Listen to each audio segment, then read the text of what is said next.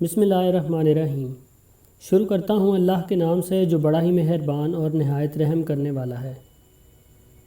ناظرین کرام، آپ نے مرغے تو دیکھے ہی ہوں گے، مگر کیا کبھی کسی ایسے زندہ مرغے کو دیکھا جسے قربان کر دیا گیا ہو، اس کا سر دھڑ سے الگ ہو مگر پھر بھی موت اسے چھو نہ سکی ہو؟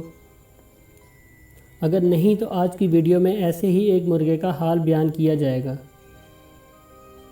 اس معلومات کو جاننے سے پہلے چینل پر شامل ہونے والے نئے دوستوں سے گزارش ہے کہ معلومات کی دنیا سے وابستہ رہنے کے لیے یوٹیوب کے اس منفرد چینل کو سبسکرائب کریں اور ساتھ ہی لگے بیل آئیکن کو بھی دبائیں تاکہ حیرت انگیز معلومات سب سے پہلے آپ تک پہنچ سکیں۔ معزز دوستوں، سن 1945 کے موسم خزاں کی ایک سرد رات تھی۔ لیونائڈ اولسن، جو کہ فروٹ کولوراڈو کا رہائشی تھا اور ایک کسان بھی تھا، وہ چکن کھانے کا بہت شوقین تھا، جس غرض سے اس نے مرغیوں کا شیڈ بنا رکھا تھا، جس سے وہ روزانہ ایک مرغی یا مرغا حلال کرتا اور اسے رات کے کھانے میں دسترخوان کی زینت بناتا تھا۔ ایک دن رات کے کھانے کے لیے اس نے شیڈ میں سے مرغا نکالا، جسے اس نے مائک کا نام دے رکھا تھا۔ لیونائڈ اولسن مرغیاں ذبح کرنے میں ایک تجربہ کار انسان تھا، مگر اس بار اس نے غلطی سے مرغے کو گردن سے تھوڑا اوپر سے کاٹ دیا۔ اس غلطی کی وجہ سے مرغے نے اپنے سر کا کچھ حصہ کھو دیا، مگر اس کی سانسیں چل رہی تھیں۔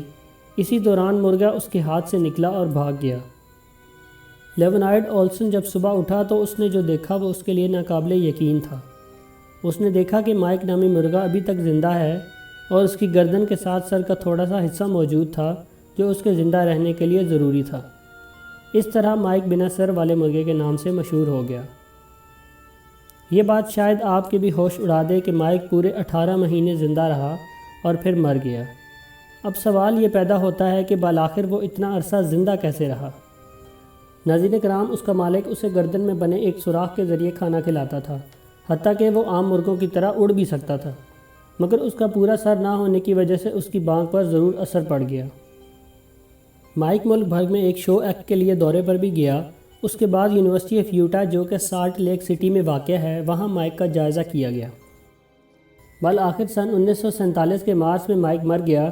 اس کے مرنے کے بعد اس کے مالک نے اس کی یاد کو خوشی سے منایا، کیونکہ وہ اس کی مشہوری کا باعث تھا۔ اگر انسانوں میں اپنے سر کا کچھ حصہ کھونا پڑے تو پورے دماغ کو نقصان پہنچے گا اور اس کی موت واقع ہو جائے گی، لیکن مرغیوں کے معاملے میں ایسا نہیں ہے۔ آپ یہ جان کر حیران ہوں گے کہ مرغیوں کا دماغ کتنا چھوٹا ہوتا ہے۔ یہ زیادہ تر کھوپڑی کی پشت پر آنکھوں کے پیچھے ہوتا ہے۔ رپورٹس کے مطابق مائک کی چونچ، آنکھیں، چہرہ اور کان کٹ چکے تھے۔ ڈاکٹر سملجرز کا اندازہ ہے کہ مائک کے دماغ کا 80% حصہ بچا رہ گیا تھا، جو اس کے تمام اعضاء کو کنٹرول کر رہا تھا۔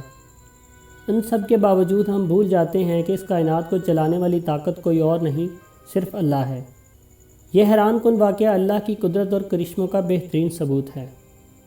آج کا واقعہ اختتام پذیر ہوا۔